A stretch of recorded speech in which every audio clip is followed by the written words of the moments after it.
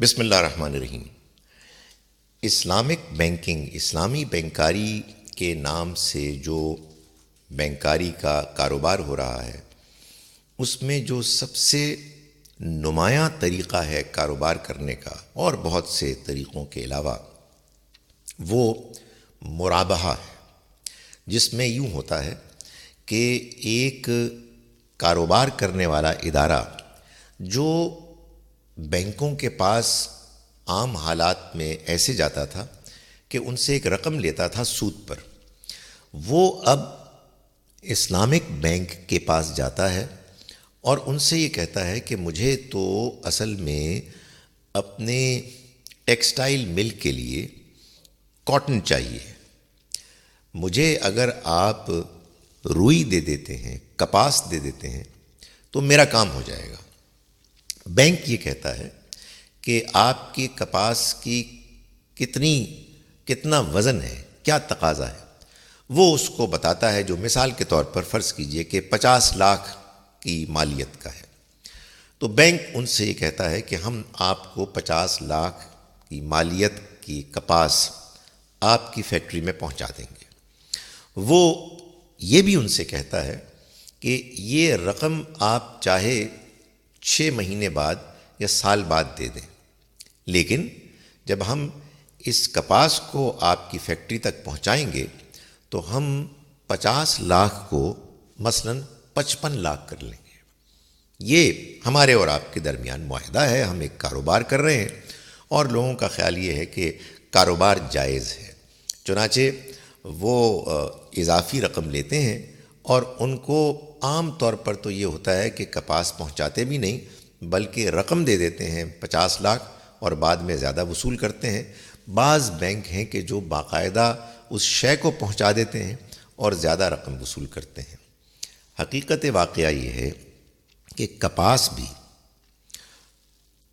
روپے، گندم، چاول ہی کی طرح کی ایک ایسی شے ہے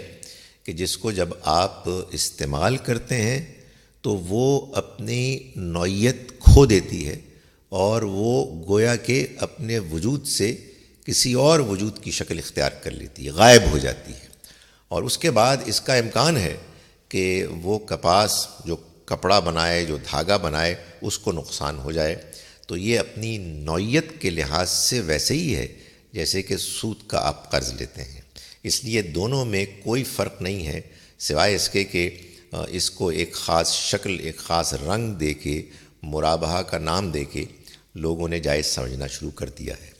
اس کے حق میں عام طور پر قرآن مجید کی اس آیت کا حوالہ بھی دیا جاتا ہے جس میں سورہ بقرہ میں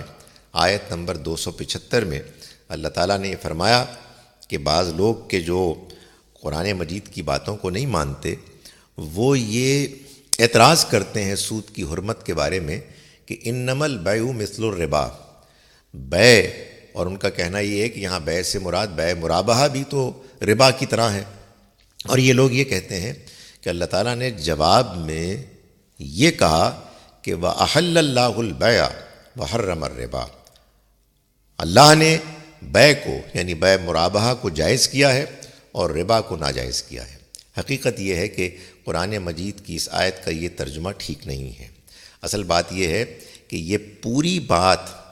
انکار کرنے والوں کا اعتراض ہے، یعنی انما البیع مثل الربا، بے، خرید و فروخت بھی تو ربا ہی کی طرح ہے، اور عجیب بات ہے کہ احل اللہ البیع وحرم الربا، کہ اللہ نے بے کو حلال کیا اور ربا کو حرام کیا۔ قرآن مجید میں کہیں بھی اللہ نے اپنا حکم دے کے ایسا نہیں کیا کہ اس کی وجہ، اس کی توجیہ، اس کی حکمت بیان نہیں کی۔ نماز کے معاملے میں بیان کی ہے، روزے کے معاملے میں بیان کی ہے، ہر چیز کے معاملے میں بیان کی ہے، تو آخر اس معاملے میں کہ جس میں وضاحت سب سے زیادہ ہونی چاہیے تھی، ایسا کیوں ہوا کہ خدا تعالیٰ نے کہا کہ میں نے حلال کیا ہے بے کو اور میں نے حرام کیا ہے ربا کو؟ نہیں، معاملہ یوں نہیں ہے، بلکہ میں نے جو ترجمہ بیان کیا وہی صحیح ترجمہ معلوم ہوتا ہے۔ اور مزید برآں اگر اللہ تعالیٰ کو یہ کہنا ہوتا کہ اللہ نے بے کو حلال کیا ہے اور ربا کو حرام کیا ہے، اس کے جواب میں کہ جو معترضین کا اعتراض تھا، تو پھر اللہ تعالیٰ اپنے بیان کے عام طریقے کے مطابق یہ فرماتا قل ان کو کہہ دو کہ اللہ نے بیع کو حلال کیا ہے اور ربا کو حرام کیا ہے۔ چنانچہ بیع مرابحہ سود ربا ہی کی طرح کی ایک چیز ہے، اور یہ ہمارے دین میں جائز نہیں ہے۔